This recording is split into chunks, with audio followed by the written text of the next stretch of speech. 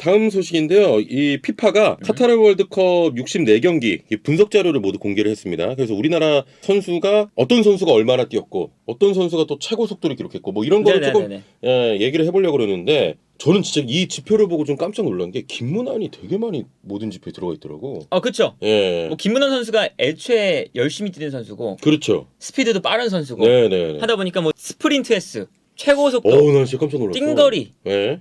다 이 상위권입니다. 네네네. 그리고 이제 애초에 우리 전술 자체가 약간 이 김진수 선수는 인버티드 풀백에 좀 가까워요. 그러니까 이제 측면으로 달려나가는 게 아니라 약간 중앙으로 들어와서 네네. 빌드업도 도와주고 이런 플레이들을 가끔가다 한단 말이죠. 근데 김문환은 그렇지 않죠. 김문환은 직선적인 네. 선수이기 때문에, 그래서 우리가 보통 이번 대회에서 왼쪽에는 손흥민, 오른쪽에는 김문환 이렇게 두 경기를 많이 했어요. 네. 그렇다는 건 김문환이 수비 라인에 있다가 공격할 그렇지. 때는 올라가야 된다. 많이 뛰고. 그리고 수비할 때 다시 돌아와야 된다. 그렇죠, 그렇죠. 그러니까 띵거리가 많을 수밖에 없고. 네네. 그리고 스프린트 횟수도 많을 수밖에 없다. 그렇습니다. 근데 뭐 이 선수가 당연히 스피드도 빠른 선수라서. 그래서 이게 기록 보시면 최고 속도, 탑 스피드가 손흥민보다 뭐 약간이지만 빨라요. 34.8. 저게 이제 그 16강 브라질전에서 나온 기록이라고 합니다. 네네. 예. 이제 정말 이제 이 김문환 선수가 빠른 선수이기 때문에. 근데 진짜 빠르구나. 그래서 애초에 김문환 선수가 월드컵 때 컨디션이 좋았습니다. 네. 그러니까 이제 우리가 이제 고민했던 위치가 저 오른쪽 풀백이었거든요. 그래서 실제로 벤투 감독도 여러 선수를 뽑아갔죠. 사실 저 오른쪽 풀백이 누가 될지 사실 월드컵 직전까지도 그렇죠. 좀 헷갈렸던. 김태환, 네. 김문환, 그렇죠. 그리고 이제 윤종규 세 명을 뽑았어요. 네. 이거는 확실한 주전이 없었다. 고민된다 이거지. 그리고 이제 A매치 경기들만 봐도 김문환이 나올 때도 있고 윤종규가 나올 때도 있고 네네. 김태환이 나올 때도 있었어요. 번갈아 가면서 뛰었거든요. 근데 월드컵에 딱 되니까 그때 김문환 선수의 컨디션이 많이 올라갔고 그래서 이제 김문환 선수가 주전으로 뛰었죠, 이번 월드컵. 네네. 그래서 이제 잘 뛰었어. 분명히 자신의 능력을 보여줬다. 그렇습니다. 빠르고 많이 뛰는 본인의 맞아요. 능력을 좀 많이 보여줬고 최고 속도 얘기 나온 김에 네. 2위가 손흥민입니다. 저게 이제 3차전 포르투갈전에서 나온 기록인데 네. 뭐 손흥민은 뭐 근데 그쵸. 좀 부상인 상황에서도 저런. 그러니까 이번 월드컵이 이제 어떤 전술적인 특징이 있었냐? 네네. 손흥민에게 맞춰서 거의 모든 것을 준비했던 월드컵입니다. 그러니까 우리가 9월, 6월 A매치 때 보면요. 그렇죠, 그렇죠. 손흥민의 수비 부담을 최소한으로 줄이고 손흥민을 앞에 두자. 역습할 때 손흥민 뛰어. 요 전술이었어요. 네네. 그러니까 상대팀도 부담스럽잖아요. 이번 우리 월드컵 본선에 갔을 때도 이제 손흥민 선수가 이제 마스크를 쓰고 하니까 컨디션은 100%가 아니고 네. 어렵긴 했지만 어쨌든 결은 비슷했습니다. 손흥민의 수비 부담 최소한으로 줄이고 대신에 공격할 때는 손흥민이 가장 앞에서 가장 빠르게 뛰어나가라. 그렇죠. 예. 그러니까 이제 저런 스피드가 나오는 거죠. 네네. 네.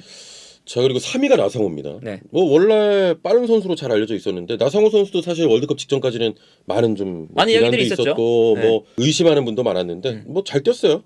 벤투 감독이 그 뽑는 선수들 이제 논란이 많았지만 왜 이런 유형은 이 선수는 안 뽑고 뭐 K리그 잘하는데 어디서 잘하는데 왜 안 뽑고 왜 이런 선수 뽑냐? 그런 거 많았지. 그런 거 엄청 많았지. 스타일에 맞기 때문이거든요. 네네. 그러니까 나상호 선수가 벤투 감독의 스타일에 맞았고 수비가 또 때마침 월드컵 때 컨디션도 좋았어요. 네네. 그래서 뭐 우루과이전에 정말 엄청나게 뛰었죠. 맞아. 엄청나게 뛰고 또 수비도 열심히 하고 공격으로 나갈 때도 빠르게 뛰어나가고 네네. 이런 걸 하다 보니까 나상호 선수도 뭐 워낙에 빠르고 그래서 최고 속도도 매우 높게 나왔다. 네, 그렇습니다. 네. 자, 뭐 참고로 말씀드리면 이번 대회 가장 빠른 그 속도 기록이 이제 가나의 네. 술레마나가 우루과이전에서 35.7km 그리고 2위가 니코 윌리엄스가 이제 35.6km. 그러니까 예. 그 술레마나가 되게 빠른 선수예요. 그래서 우리가 이제 가나 만날 때 술레마나 조심해야 된다. 네네. 근데 이제 이제 결국에 우리랑 할 때는 술레마나가 그렇게 영향력이 큰 선수는 아니었지만 가나전은 생각하면 쿠두스가 더 이제 잘하는 그런 역할이었지만 아무튼 그 술레마나도 매우 빨랐다. 그렇습니다. 네. 자, 그리고 활동량을 좀 보면 역시 황인범입니다. 예, 황인범이 또 그 예능 프로그램 나와서 활동량 같은 뭐 이야기도 많이 했는데 거의 뭐 마라톤 뛰는 수준에. 그렇죠. 그러니까 뭐 황인범 선수는 저기 이제 띵거리잖아요. 네네. 그게 이제 토탈이란 말이죠. 토탈. 그러니까 거의 풀타임을 다 뛰었고 모두 4경기 동안. 네. 그러다 보니까 당연히 이제 올라갈 수밖에 없는 건데 활동량이. 그런데도 황인범이 왜 저 띵거리가 가장 많은 선수냐. 전술적으로도 황인범이 되게 많이 뛰어야 되는 선수입니다. 그렇죠. 그러니까 이제 요 기록들을 보면요. 다 팀에서 많이 뛰는 선수들이 기록에 올라와 있는 거예요. 황인범 선수도 중원에서 어떤 역할이냐? 후방 빌드업 할 때 후방 빌드업 도와줘야 됩니다. 그렇죠. 공격할 때는 볼 끌고 올라가야 돼요. 올라가서는 그 창의적인 패스를 그렇죠. 또 뿌려줘야 돼요. 네. 그러니까 황인범 선수는 수비형 미드필더부터 공격형 미드필더까지 사실상 역할은 계속 변하는 거예요. 공격 수비할 때 당연히 그러면 수비에서 공격이 계속 왔다 갔다 하니까 활동량이 늘어날 수밖에 없는 거죠. 아 근데 진짜 많이 뛰었어요. 네. 네, 확실히 많이 뛰었고. 매우 열심히 뛰었다 황인범 네. 선수도. 아니 나 유퀴즈를 봤거든. 네. 저희 나왔잖아 황인범 선수. 근데 그 포르투갈전 때 손흥민 선수가 코너킥에서 이렇게 올라갔잖아요. 그때 자기도 뛰었는데 너무 힘드니까 자기도 느리게 느껴지더래. 아 그렇죠. 뭐 힘이 안 들어가지. 근데 이제 그때 황희찬 선수가 뒤에서 튀어나오면서 이제 골을 넣고 세레머니를 하는데 그때 되게 빨라졌다는 거야 자기가. 아, 힘이 맞죠. 나니까 어. 세레머니 때 나 왜 이렇게 빨랐지? 막 이랬다는 거예요. 그 정도로 정말 많이 뛴 선수가 바로 그럼요. 황인범입니다. 네. 올림피아 코스 어제도 말씀드렸습니다만 올림피아 코스에서 핵심이고 이번 이적 시장에 더 큰 오퍼들이 좀 오지 않을까 황인범은?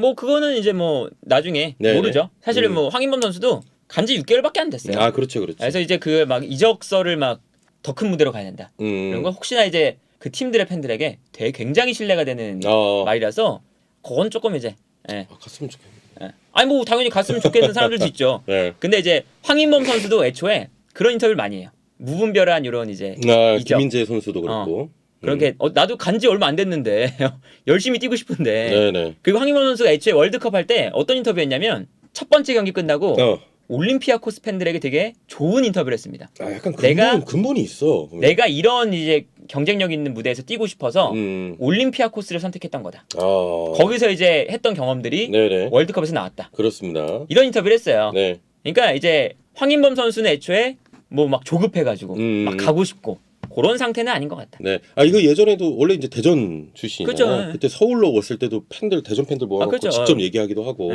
네, 대단한 선수고. 그렇다. 네.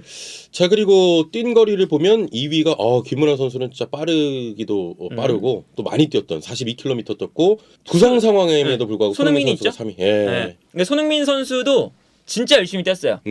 물론 이제 이번 월드컵에 우리가 토트넘에서 뛰는 손흥민을 생각하면 안 됐죠. 네네. 당연히 얼굴 부상을 당한 지 한 달 정도, 한 달 뭐 간 넘은 그런 상황이었고 네. 당연히 컨디션이 별로였습니다. 실제로 경기력 그렇게 안 좋았죠. 실제로. 근데 이제 손흥민을 쓰는 이유는 포르투갈전 같은 그 골을 위해서 그렇죠. 쓴 거고. 그렇죠. 그리고 손흥민 선수가 이제 그런 이제 부담감이 있다 보니까 아무래도 이제 부상도 있고 하다 보니까 실제로 열심히 뛰었어요, 되게. 와. 이제 뭐 컨디션이 100%가 아니다 보니까 열심히 뛴 것에 비해서 평소처럼 이제 경기력이 안 나왔다 뿐이지 진짜 열심히 뛰었다. 진짜 많이 뛰었네요. 네. 팀에서 3위입니다. 3위. 매우 열심히 뛴 거고. 네네. 물론 이제 손흥민 선수가 저렇게 열심히 뛰는 동안 우리가 잊으면 안 되는 건 그 뒤에 있는 선수들이 엄청 고생했다. 손흥민 선수의 컨디션이 100%가 아니니까 네네. 수비할 때 김진수 쪽이 많이 뚫렸잖아요. 그게 이제 전술적으로 김진수가 2명을 상대할 때가 많았어요. 그렇죠. 손흥민이 올라가 있으니까. 그래서 우리가 손흥민 포르투갈전 보면 우리가 역전을 할 수 있었던 건 손흥민 선수를 위치를 바꿨거든요. 나중에 이게 안 되겠으니까 그때부터 이제 우리가 그래도 포르투갈의 공격 막아내고 네네. 카운터를 이제 할 수 있었던 거거든요. 그런 거 생각하면 이 손흥민 선수 주변에 있는 선수들이 정말 열심히 뛰어주고 그렇습니다. 손흥민 선수도 이제 그 기대에 부응하면서 정말 열심히 뛰었다. 네네. 그런 이제 서로의 믿음이 있었기 때문에 이런 기록도 나올 수 있고 네. 결과도 나올 수 있었던 거죠. 그렇습니다. 자 그리고 이제 스프린트 기록을 보면 이거 압도적이네. 김문환 1위, 2위가 조규성, 3위가 이제 이재성인데 67회예요. 그러니까 아까 말씀드린 거랑 이제 마찬가지예요. 전술적인 이 결이 그러니까 우리 벤투 감독은 좌우 측면을 되게 넓게 쓰는 걸 좋아해요. 네네. 그래서 옛날에는 왼쪽에 홍철, 오른쪽에 이용 있으니까 그냥 두 풀백을 그냥 올렸어요. 네. 근데 홍철 선수가 약간 내려오고 김진수가 주전이 되니까 김진수는 직선적인 선수가 아니니까 김진수는 약간 중앙으로 들어오고 네. 오른쪽에 있는 선수는 그냥 그대로 쭉 올라갔거든요. 그러다 보니까 이 오른쪽에 있는 선수가 엄청 스프린트가 많을 수밖에 없는 역할인 거죠. 계속 왔다 내려갔다. 네네. 그래서 김문환 선수가 진짜 이거 딱 봐도 압도적이잖아요. 압도적이야. 진짜 열심히 뛰었다. 네네. 그리고 조규성. 저건 이제 어떤 거냐. 조규성 선수가 진짜 열심히 뛰는 스타일이거든요. 경기 보면 부딪히고 막 엄청 하더라. 진짜 막 뛰면. 전방 압박도 열심히 하고 네. 이제 조규성 선수가 키가 크고 하다 보니까 뭐 느린 것이 아니냐. 그때 보면서도 막 되게 말 많더라고. 어. 왜 이렇게 느려 막 이런 분들 되게 많았어. 그런 이제 뭐랄까요 관점을 가지고 계신데 이 선수가 그 안양에 있을 때는 측면 공격수로도 뛰었고요. 네, 전북에 맞아요, 있을 때도 맞아요. 측면 공격수로도 많이 네. 뛰었습니다. 물론 이제 그 중앙 공격수의 이 전북에서는 이동국도 있었고 한창. 그래서 이제 측면으로 밀려난 거긴 하지만 측면에서 뛸 수 있을 정도로 스피드가 준수한 선수예요. 네네. 지금도 그렇고. 그래서 실제로 이제 김천 상무 갔을 때도 처음에는 측면에서 뛰었습니다. 시간이 지나면서 이제 몸도 좋아지고 하면서 많이 키웠지. 조금씩 중앙으로 온 건데 그만큼 조규성이 느린 선수가 아니고 그리고 애초에 그 측면에서 뛰었던 그런 이제 가락들이 있기 때문에 진짜 열심히 뛰고 공간 침투 많이 하고 그런 네. 선수예요. 부지런함이 여기 나오는 거죠. 스프린트 그렇습니다. S. 아 그때 경기에서 보면 이렇게 예를 들면 공을 가로채거나 하면 가장 먼저 막 맞아요. 뛰어가고 부딪히고 막 이랬어요. 이게 이제 스프린트라는 게 부지런함을 그렇죠. 상징하는 네. 저의 수치예요. 그러니까 오히려 저 띵거리보다 스프린트가 좀 더 그런 게 있는 거예요. 왜냐하면 전력 질주를 했다는 뜻이니까. 그렇죠. 전력 질주의 횟수가 많다는 건 그만큼 전력을 다해서 뛰는 횟수가 많았다. 아 그렇습니다. 엄청 부지런했다. 네네. 아는 거거든요. 자 그리고 3위가 이재성입니다. 그렇죠. 네, 심지어 이재성은 뭐가 있냐? 심지어 이재성은 4경기 내내 그렇지. 막 엄청 풀타임도 아니었죠. 그렇죠. 그런데도 지금 3위예요. 저 짧은 그러니까 남들에 비해서 짧은 출전이었습니다만 엄청 떴다는 얘기잖아요. 그렇죠. 특히 우루과이전 같은 경우 엄청 뛰었거든요. 중원 싸움 하기 위해서 계속 뛰고. 그러니까 네네. 조규성하고 비슷한 결인 거죠. 조규성도 전방 압박할 때, 뭐 자기가 기회가 있을 때 계속 그냥 뛴 거잖아요. 상대 압박하고 실수 만들어내고 볼 빼앗아 오고 이런 플레이를 했다면 네. 이재성도 마찬가지죠. 중원에서 계속 이제 그렇지. 움직여주고 그렇지 많이 뛰었지. 상대가 뭐 공격할 때 달려가지고 비어 있는 공간으로 침투해 들어가지고 네네. 이런 여러 이제 움직임들을 이재성이 많이 가져갔기 때문에 그래서 스프린트 S가 이렇게 많이 나왔다. 그렇습니다. 사실은 말이 많았던 선수들이 증명을 해서 저는 이제 나상호도 그렇고 월드컵 시작할 때도 늘 말씀드렸지만 결국 결과거든요. 그러니까 감독이 선수를 선택했잖아요. 그럼 이 선수가 국가대표 선택받았는데 저는 조금 최근에 활약이 안 좋아서 못 갈 것 같아요. 미룰 수 없는 노릇이잖아요. 그렇죠, 자기는 그렇죠. 열심히 뛰는 건데. 그렇죠. 그리고 이제 자기 스타일에 맞는 선수를 이제 감독이 뽑아가는 거기 때문에 거기서 결과물이 나오고 선수가 최선을 다해서 결과물이 나오면 그러면 정말 베스트였던 거예요. 네네. 근데 그 베스트의 상황이 우리는 나왔다. 그래서 그렇죠. 너무나 다행이다. 그렇죠. 그때 월드컵 앞두고 좀 논란과 비판과 막 그렇죠. 반대가 있던 선수들이 저런 또 결과를 보여줘가지고 개인적으로도 참 뭔가 다행이고 짠하기도 하고. 그렇죠. 네. 그러니까 이제 이만큼 이제 우리 선수들이 열심히 뛰었다. 어떤 느낌이냐면 이 선수들이 더 이를 갈고 그렇죠. 뭐 그런 그런 것도 것도 있는 것 같아. 네, 선수들도 당연히 반응 같은 걸 보니까. 네네 그렇습니다.